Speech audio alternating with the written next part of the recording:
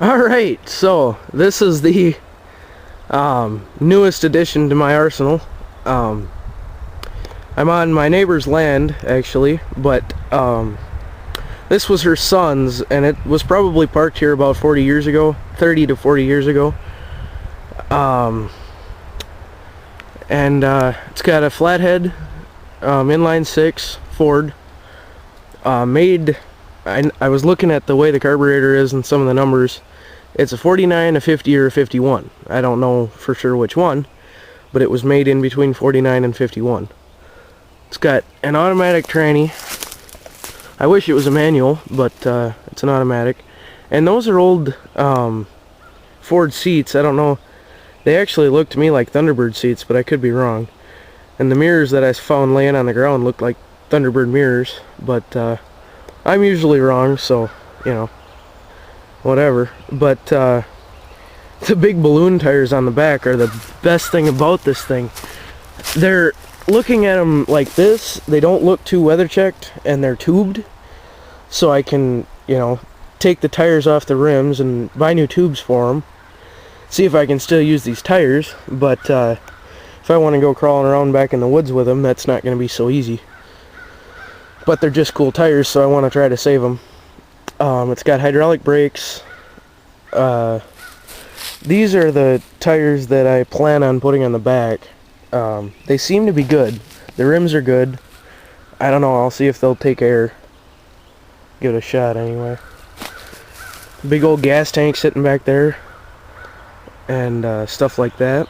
Looked like whoever built it to begin with put in a nice dash panel and everything, and that the windshield appears to be plexi, which is nice. I can polish that up a little bit. And this is this view. The frame is in really good shape. And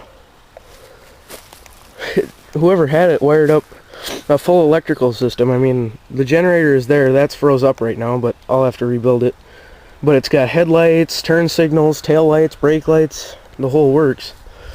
And this Flathead Ford 6-cylinder, it's got the single barrel downdraft Holley carburetor, and I see that the exhaust rusted off the manifold, but the exhaust manifold looks pretty good.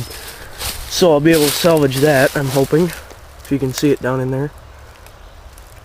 That is the exhaust manifold, and there's the intake and everything. So from the little bit of time I've taken to look at it, it seems like the motor's really tight if it isn't completely seized. But I'm trying to use some penetrating oil to get spark plugs out of the holes, so I can try to spit or squirt some tranny fluid or maybe even penetrating oil in the cylinders to get it freed up. Give it a shot anyway. I haven't checked if there's oil in the crankcase, but I'm sure there isn't after it sat for... I know it's been here for over 30 years, but there she be. Lady that owns it, or technically owns it, her son built it, I guess, but she's 82 years old, I guess, and you know, she just gave it to me. I was astonished. But all the parts seem to be here, so everything is here except for the radiator, of course.